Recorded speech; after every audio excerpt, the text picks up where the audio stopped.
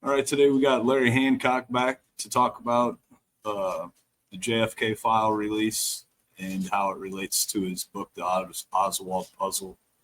If you want, Larry, would you like to maybe give a quick summary of your book to someone who may have not heard of it yet? Sure. The book, The Oswald Puzzle, is called that way.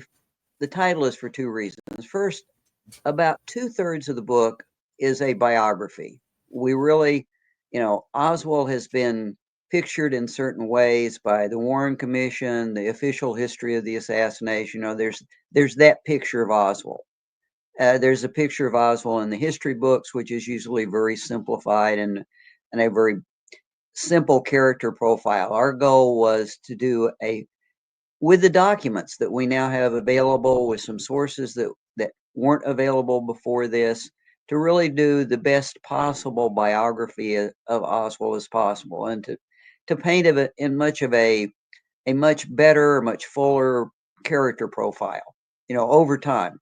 Not just Oswald in 1963, not just Oswald in Russia, not just Oswald in the Marines, but Oswald overall as a person from his full life, as short as that was. But then the final third of the book addresses the fact that although we find Oswald's behavior and character very consistent over time, from his teenage years on, a lot of consistency, which is helpful in understanding, what his motivations were and what his agendas are.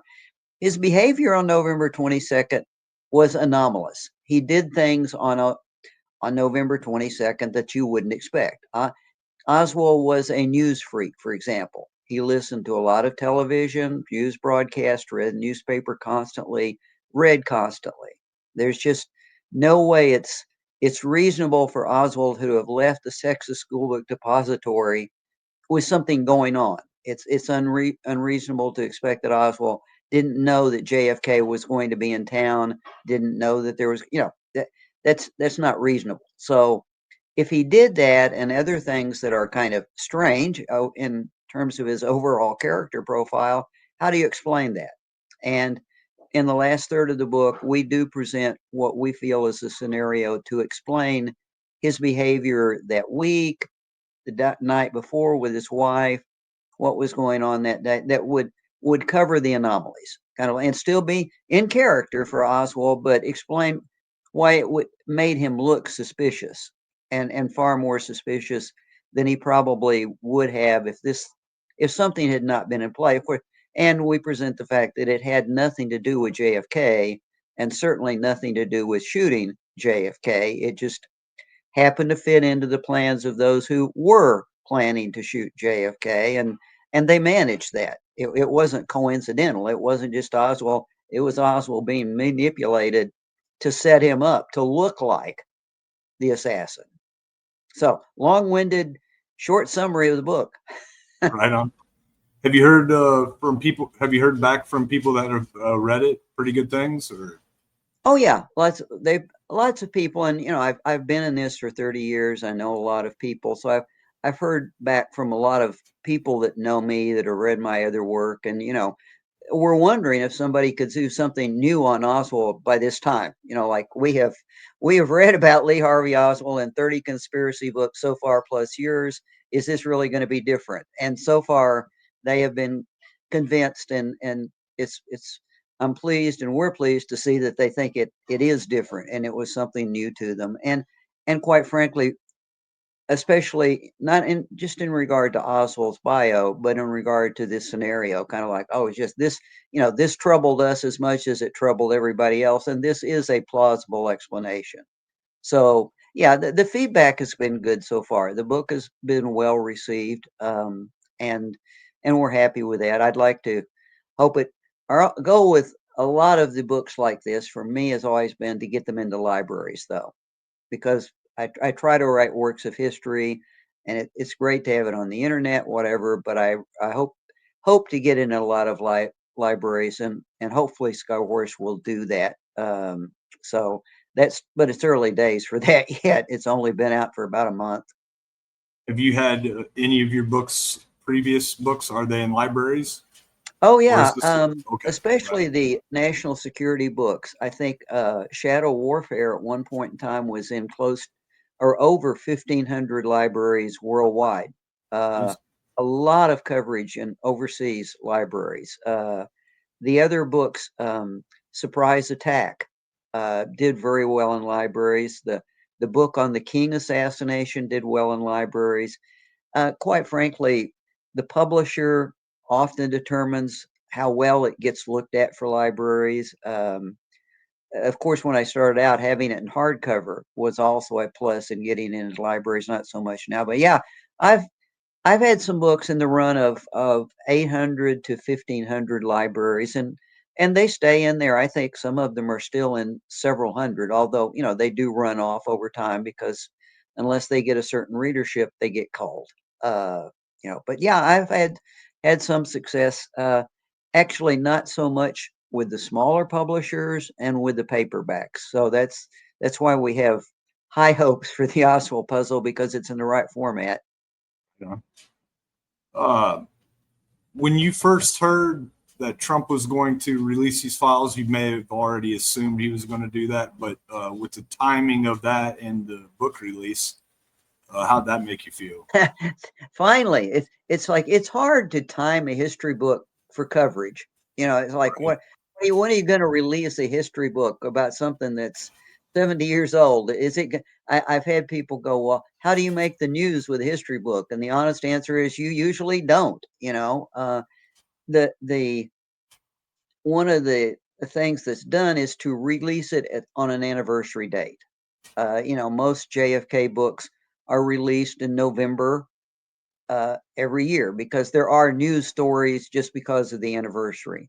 Books on the King assassination are released on, so that's that's one timing thing that gets you some coverage, but otherwise it's very difficult. And in this case, for once, out of like 14 books, the release finally was coincident with some news that got it attention. It's like I guess if you keep at it long enough, maybe you do hit it. And this did get it some media attention. The announcement, I think the most challenging thing at this point is a lot of people want to talk about the release, but a lot of people misunderstand what the executive directive really said. I keep getting calls about, so what have you seen in the new records release? And it's like, you don't understand.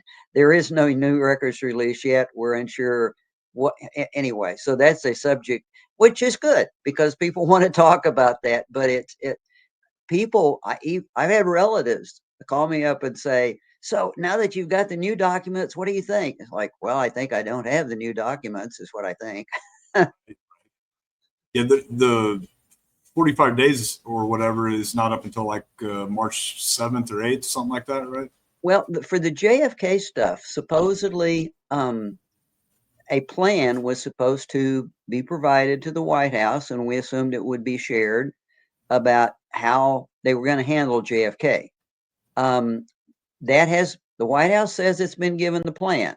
It has not released anything about the plan, when it's going to begin on the plan, who's really going to do it, how they're going to make documents accessible.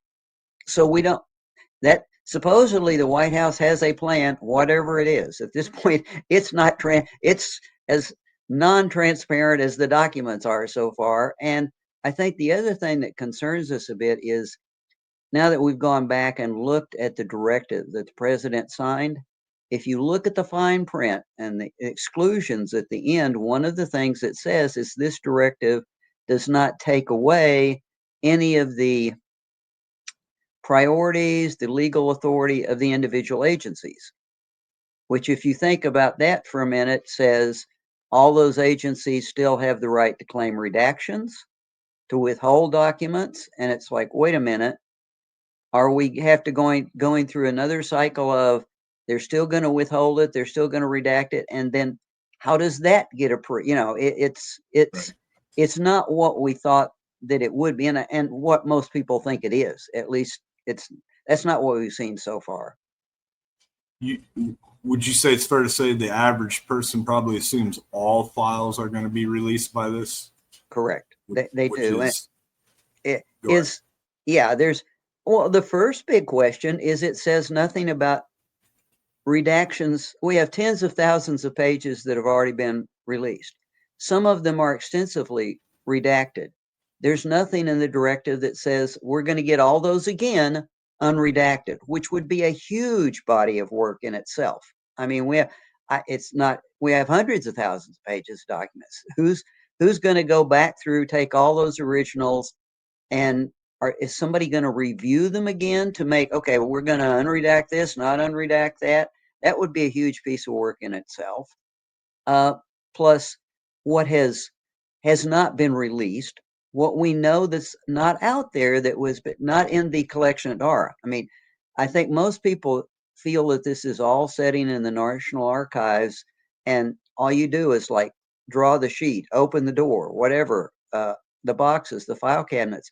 But most of what we really need is not at the National Archives yet. It is still held by the agencies involved, whether that's ONI, Office of Naval Intelligence, whether it is CIA, whether it's, you would still have to go get that. Now, it's true, the FBI did make a statement that they had turned over some files that they had not really known were JFK files. And the immediate reaction is, how do you know that they were JFK files now and you didn't before? Would you explain? No explanation of that. It's like, did you just miss a box or two, or what? How did you?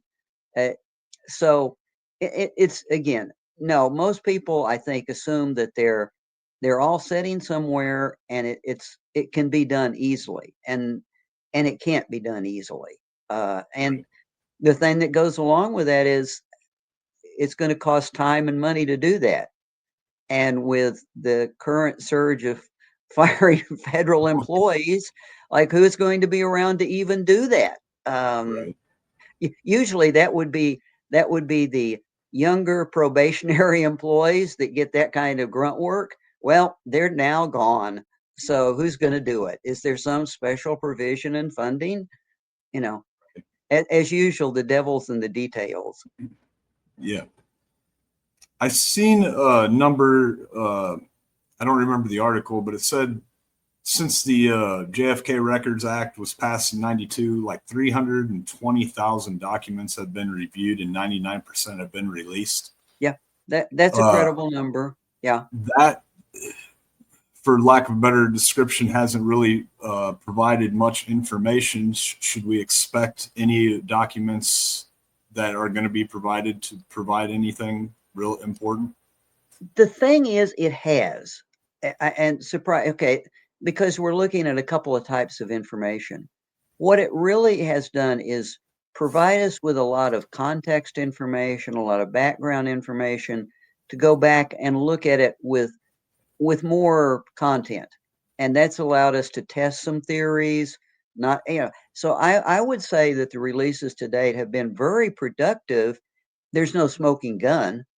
But if we had not had those releases, I couldn't write the kind of books I've been writing. I could not have written Tipping Point on the conspiracy. I couldn't have written Nexus on the CIA and assassinations. I certainly couldn't have written the Oswald Puzzle.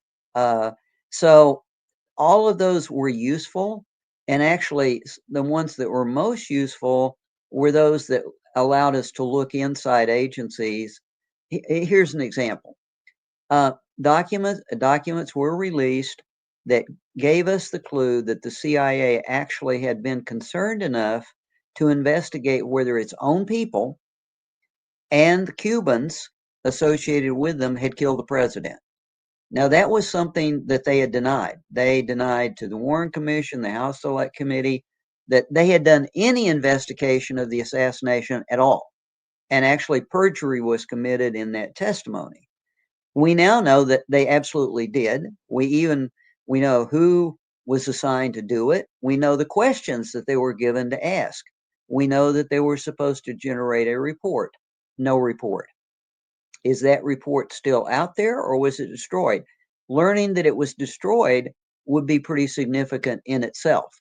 So either it is truly a smoking gun document that was withheld, and if the new DNI's committee went seriously looking for it, they might find it, or evidence that it had been destroyed. If nothing else, If it had been destroyed, there should be a destruction record. And you would know. It's kind of like Secret Service records have been destroyed, but at least there's a destruction right. There's a legal process for all this. If it was just ditched and destroyed in the toilet somewhere, like one of the FBI reports on Oswald was, that would be really suspicious. I mean, that's almost a smoking gun in itself. So those documents have been very useful. It's just that, again, everybody wants to believe, I think, that the government investigated this and the government really knew what happened and they hid it somewhere, which is absolutely not what I found in my research and what others have found. What we found is there was an intentional effort not to investigate it, an intentional effort not to find what might be there. It's like you just you don't even want to look. And if somebody did look, we know that Hoover actually within the FBI issued a directive on.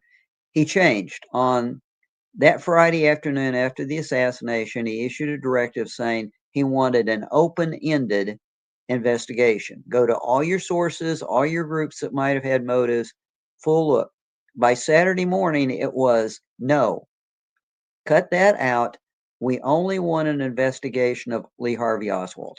That's all we want. And by Sunday afternoon, it was we want an investigation proving that Oswald did it. Like, okay, wait a minute.